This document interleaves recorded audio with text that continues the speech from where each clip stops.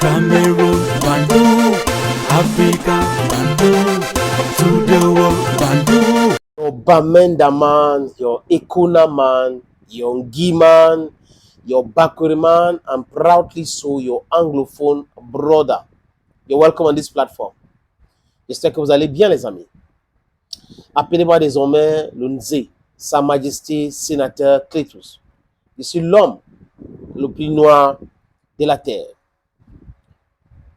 L'homme le plus noir de la terre. Ça ne souffre d'aucune contestation. Ou même regardez. Je suis le plus noir. Voilà. Et fier de l'être. Les amis, nous tous nous savons, hein, c'est un secret de polichinelle, que la Confédération africaine de football a rejeté la candidature de Samuel Eto'o-Fils au COMEX, dans son comité exécutif. Parce que dans quelques semaines, il y aura les élections au niveau de la CAF, au Caire, où on va voter le président. Il est l'unique candidat. Je parle de Patrice Motsepe et les autres candidats du COMEX. Je crois que la candidature du président de la Fédération Botswana de football connaît un problème. Zambien de football, il y a un problème. Congolaise, la Fédération congolaise de football, Mayole, a un problème. Et la candidature de Samuel Eto'o-Fils aussi a un problème. Mais tous les présidents que je viens de citer là, on les a expliqués problème d'éthique, problème de ceci, problème de cela. Eto'o aussi, c'est problème d'éthique. Et dans le dossier, les gens disent que, comme la FIFA l'avait sanctionné pour ne pas fouler les stades pendant 6 mois, c'est un problème d'éthique aussi.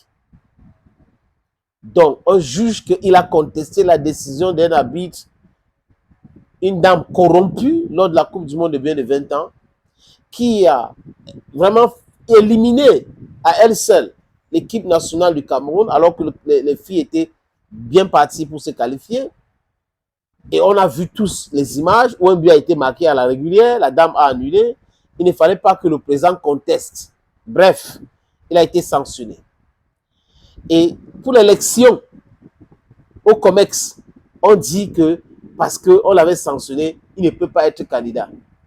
Les amis, heureusement qu'il y a le TAS.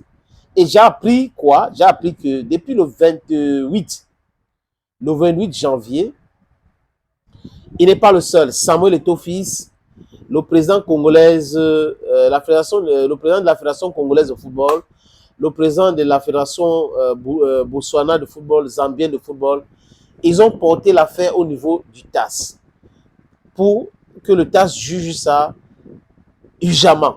Donc, il y a une procédure d'urgence. C'est comme ça qu'on appelle. Procédure d'urgence. Donc, le TAS va se prononcer. C'est la justice, c'est le dernier ressort. Si le TAS se prononce, ils peuvent interjeter appel s'ils ne sont pas satisfaits. Mais s'ils décident de laisser, il n'y a pas de problème. Maintenant, il a porté plainte. Et s'il a gain de cause, il ira aux élections et forcément, il va entrer dans ce comité exécutif. Mais en réalité, pourquoi le président de la Fédération congolaise de football aussi est dans ce problème? Parce que Véron Moussango est congolais. Véron Moussango, c'est comme l'homme de Gianni Infantino, le boy de Gianni Infantino. C'est lui qui l'a imposé là-bas comme secrétaire général. Et c'est lui qui a imposé Patrice Motsepe comme président de la Fédération, la Confédération africaine de football. Il a enlevé, et j'ai appris à travers des gens que Ahmad n'avait rien fait. C'est parce qu'il voulait changer de contrat. Il a touché la FAGE et les autres grosses sociétés et les gens se sont mis contre lui. C'est la mafia qui a enlevé Ahmad comme président de la Confédération africaine de football. Et comme Eto'o est proche d'Ahmad, tous ces gars-là sont en train de le combattre. Est-ce que le TAS, le tribunal arbitral de sport, va dire le droit? Et si ce n'est pas en faveur de Samuel Eto'o-Fils, va-t-il laisser ou va-t-il interjeter appel? Et si ça lui donne raison, est-ce que la CAF va contester? Toutes ces questions-là méritent d'être posées.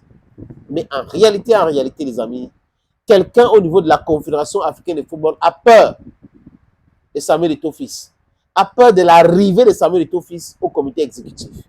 Parce qu'ils savent que lui, là-bas, ça sera plus business as usual. Vous allez faire le travail. Vous allez travailler pour votre salaire. Vous n'allez pas continuer à faire du micmac là, les histoires. Parce que Patrick Motsepe, c'est un homme d'affaires. Il n'est pas un homme d'affaires sérieux non plus. Allez voir. Il est actionné ici, actionné là-bas. Vous voyez pourquoi certaines structures au Cameroun, il y a une société brassicole au Cameroun, est en train de faire des trucs, des sponsors et autres. Il est venu aux obsèques de Issa Hayatou ici pour parler de Samuel Eto'o fils en plein obsèque. Ouais, non? Patrick Motsepe est là pour ses intérêts. Gianni Infantino soutient Motsepe parce qu'ils aiment les gens comme ça. Les gens qui ont des choses pas très claires, on peut les tenir et tout. Mais si ils ne te tiennent pas, c'est un problème. Un ami à moi m'avait appelé un jour depuis l'Italie pour me dire qu'un jour il était en réunion avec Eto'o, Gianni Infantino et certains dirigeants de football. Il est aussi dans le football. Et Gianni Infantino a émis l'idée d'organiser la CAN chaque 4 ans. Eto'o était le seul qui s'était levé pour dire non, non, non, il faut respecter les Africains. Et depuis cet épisode-là, Gianni Infantino n'est pas très content de Samuel Eto'o fils parce que pour lui, c'est Eto'o qui a torpillé son plan de pousser les Africains à organiser la CAN chaque 4 ans. Voyez-vous, non, les amis? Donc, vous comprenez pourquoi il a certaines difficultés. Mais ça va passer. C'est pas grave. Rien n'est éternel. S'il n'est pas à la cave, il sera ailleurs. Son destin est forcément tracé. Bon, les amis, thank you for always watching. Thank you again. Bye-bye.